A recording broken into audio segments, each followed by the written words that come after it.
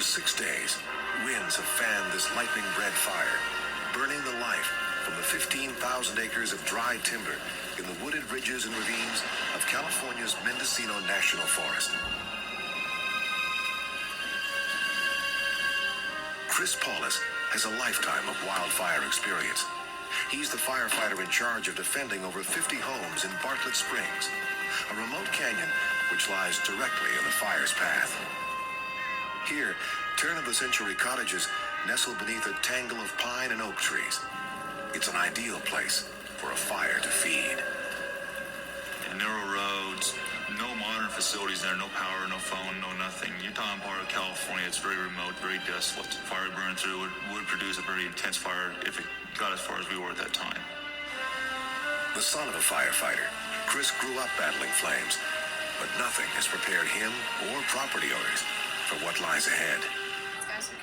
Patty Flannery has been vacationing at this cabin every summer for 24 years, but this visit isn't about relaxing. My mom had called and said that there's a fire up near the cabin and somebody needs to go up and check. This property has been in my family since before I was born. Now, it looks like they could lose it. This wildfire is the largest in the U.S. in over 30 years, at times spreading 1,000 feet per minute. The powerful mobile columns of fire create their own weather system as air in the center of the fire rises, causing massive indrafts and erratic winds. Jim Marquis is a fire behavior analyst. The wind fed it and got it going, and then once that plume was established, then it really began supercharging the fire with oxygen. And that's when you create the weather effect of the fire. More than 100 firefighters arrive in Bartlett Springs. Chris identifies the escape routes and goes over the plan with his crew. They spray foam on the houses and bulldoze vegetation to contain the fire.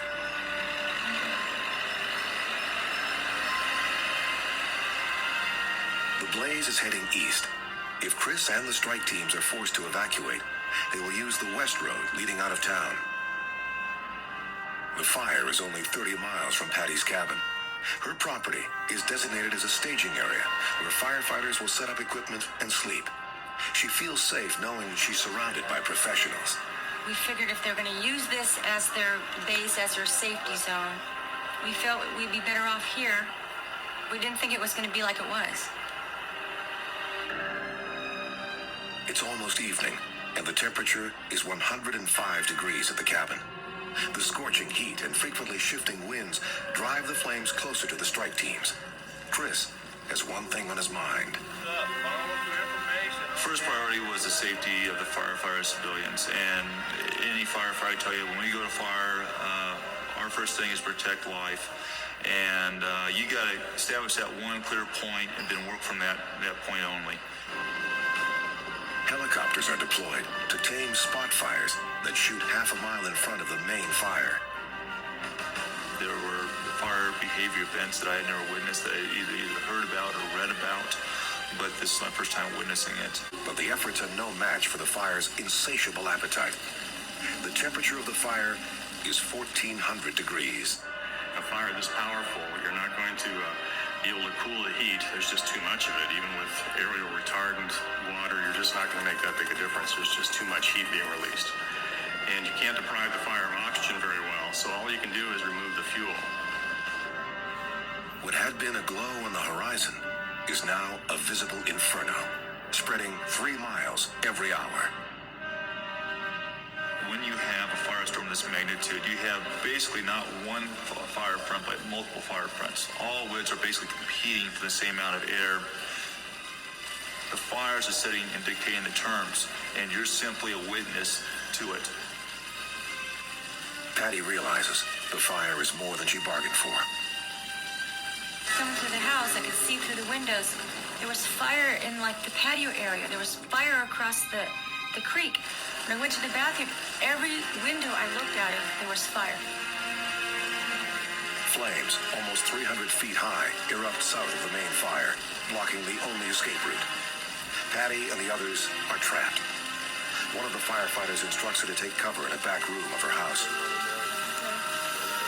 fine. Good. Okay, well, we're counting on you. All right, thanks, TJ. Good luck. Patty fights a growing feeling of despair.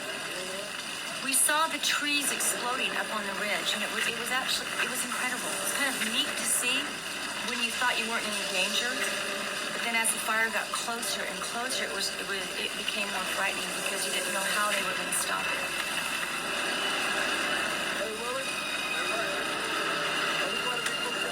Up the hill from Patty, Chris is tracking the fire, now moving even faster toward the cabins. A tower of flame is advancing 1 mile every 20 minutes. Fire fronts were advancing towards us was a shower of embers ahead of the fire rolling out. And I'd watch pieces of ground that I thought we'd have 2 or 3 hours to defend and work on simply be vaporized within a minute or two. Driven by its own escalating power, the fire has consumed 40,000 acres since the morning, releasing 100 times the energy of an average forest fire. It's a firestorm with explosions in the realm of atomic.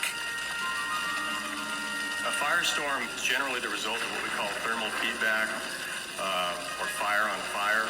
And what that means is the fire is influencing the fire. You're getting spot fires in places that create their own in-draft suction and change the wind currents, so you get erratic winds. It's like in your fireplace. You try to start a fire with 1 or 2 logs, you don't get very far. You put a 3rd log in, and you have that thermal feedback.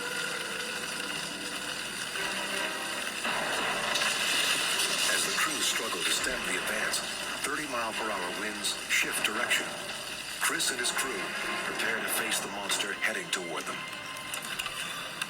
Back at the cabin, Patty's husband Marlon has been helping firefighters pump water from the creek, but his efforts are futile, and he's forced to retreat inside.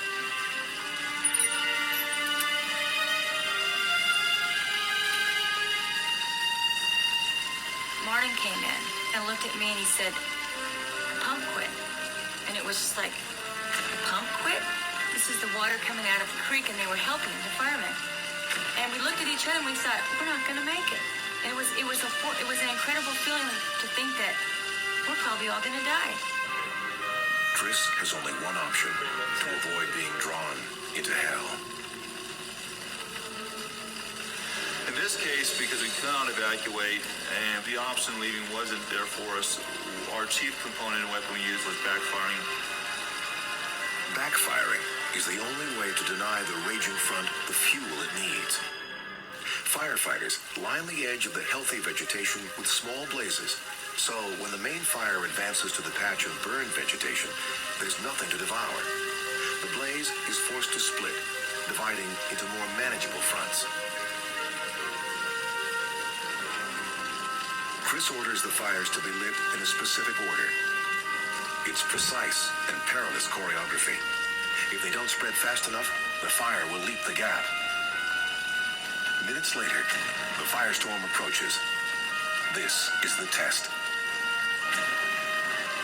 The head of the firestorm hits the backfire line and veers away from the cabins. Through the night, it consumes another 50,000 acres of wilderness before it's contained completely. Dawn reveals the